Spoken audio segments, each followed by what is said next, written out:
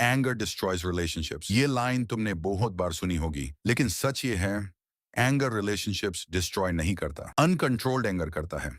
कुछ लोग 5 सेकंड के गुस्से में वो वर्ड्स बोल देते हैं जो सामने वाला 5 साल बाद भी नहीं भूलता। और सबसे डेंजरस बात, जब तुम्हें लगता है कि तुम्हारा गुस्सा जस्टिफाइड है, क्योंकि उस मोमेंट पे तुम्हें लगता है तुम करेक्ट हो, तुम बस अपनी रिस्पेक्ट डिफेंड कर रहे हो, लेकिन रियलिटी में तुम्हारा इमोशनल सिस्टम तुम्हें कंट्रोल कर रहा होता है। और इसीलिए कुछ लोग हर छोटी बात पे एक्सप्लोड कर देते हैं। लेट रिप्लाई, डिसरिस्पेक्ट, इग्नोर होना, एटीट्यूड। जबकि कुछ लोग सेम सिचुएशन में भी काम रहते हैं। डिफरेंस सिचुएशन में नहीं होता, डिफरेंस माइंड के अंदर होता है। इस वीडियो में तुम जानोगे why anger actually happens inside the brain, क्यों कुछ लोग अंदर ही अंदर डेंजरस एंगर कैरी करते रहते हैं, और सबसे important, how to control anger before anger controls your life. देखो, मोस्ट पीपल एंगर को सिर्फ एक इमोशन समझते हैं। सैडनेस एक इमोशन है, फियर एक इमोशन है, लेकिन एंगर सिर्फ इमोशन नहीं है।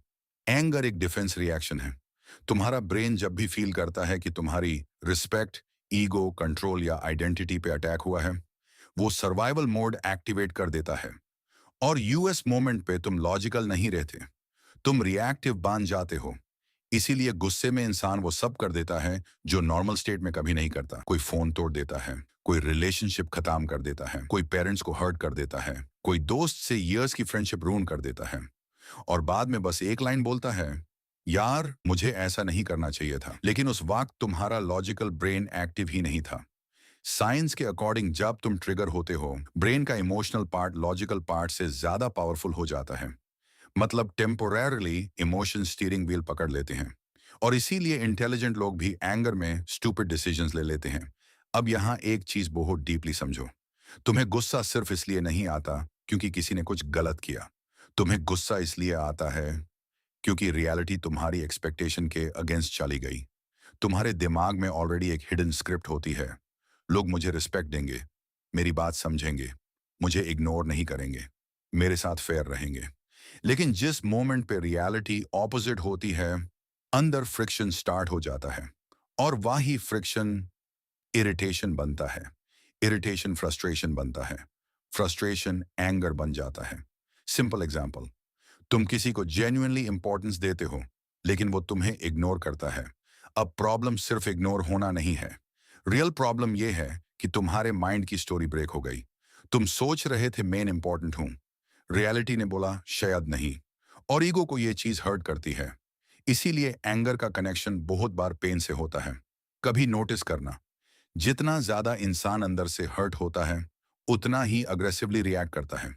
स्ट्रांग लोग हर बात पे एक्सप्लोड नहीं करते, क्योंकि उनका कंट्रोल इमोशंस पे होता है।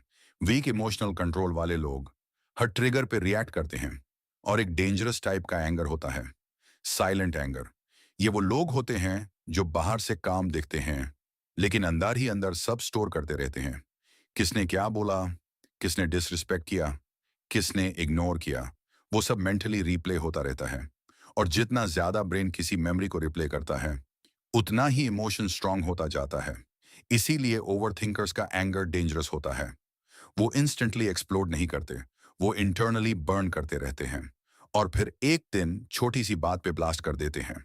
क्योंकि रिएक्शन करंट सिचुएशन का नहीं होता, पुराने प्रेशर का भी होता है।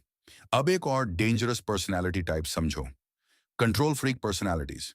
ये लोग चाहते हैं सब उनके अकॉर्डिंग चले, लोग वैसे बिहेव करें जैसे ये एक्सपेक्ट करते हैं, लेकिन रियलिटी किसी के कंट्रोल में नहीं होती। और जब दुनिया इनके एक्सपेक्टेशंस फॉलो नहीं करती, अंदर इरिटेशन स्टार्ट हो जाता है। फिर धीरे धीरे वो पर्सनैलिटी परमानेंटली एंग्री बन जाती है। ऐसे लोगों को लगता है दुनिया प्रॉब्लम है, लेकिन एक्चुअल प्रॉब्लम उनकी कंट्रोल एडिक्शन होती है। और ईगो भी एंगर का बड़ा रीजन है। जिन लोगों का ईगो फ्रैजाइल होता है, वो हर डिसएग्रीमेंट को इंसल्ट समझते हैं। अगर कोई उनकी बात ना माने, तो उन्हें लगता है उनकी वैल्यू कम हो गई, और फिर डिफेंसिव एंगर एक्टिवेट हो जाता है। इसीलिए इमोशनली मैच्योर लोग हर बात प्रूव नहीं करते। उन्हें हर आर्ग्यूमेंट जीतना जरूरी नहीं लगता, क्योंकि उन्हें पता होता है peace is more valuable than ego satisfaction. अब क्वेश्चन ये है, रियल लाइफ में एंगर कंट्रोल कैसे करें? First rule, never react instantly. ये सिंपल लगता है, लेकिन साइकोलॉजिकली बहुत पावरफुल है।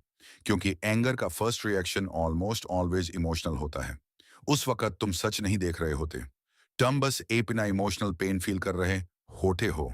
इसीलिए गुस्से में इंस्टेंटली रिप्लाई मत करो, इंस्टेंट डिसीजंस मत लो, इंस्टेंट रिवेंज मत प्लान करो, क्योंकि temporary emotion permanent damage create कर देता है।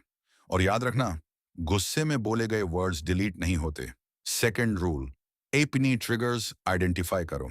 इमोशनली इंटेलिजेंट लोग सिर्फ इतना नहीं बोलते मुझे गुस्सा आया, वो ऑब्जर्व करते हैं एग्जैक्टली किस चीज ने ट्रिगर किया। इग्नोर होना, disrespect, losing control, feeling rejected, not being understood. जब तुम ट्रिगर आइडेंटिफाई कर लेते हो, तब तुम्हारा रिएक्शन ऑटोमेटिक नहीं रहता, तुम ऑब्जर्वर बन जाते हो। और जिस मोमेंट इंसान ऑब्जर्वर बन जाता है, उसी मोमेंट कंट्रोल वापस आना स्टार्ट हो जाता है।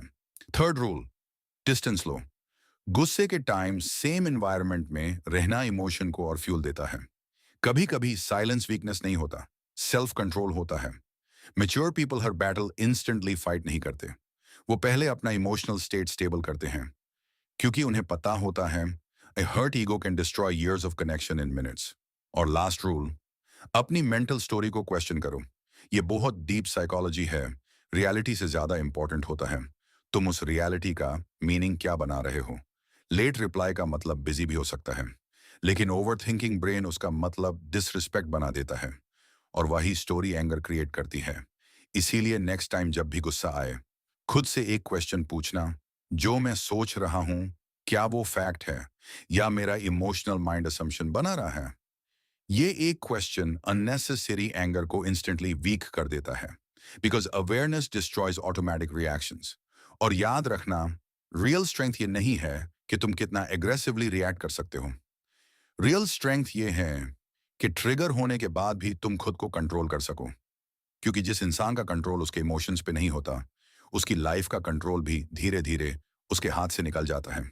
अगर वीडियो वैल्यूएबल लगी हो तो चैनल को सब्सक्राइब जरूर करना, और कमेंट में बताओ तुम्हारा बिगेस्ट एंगर ट्रिगर क्या है।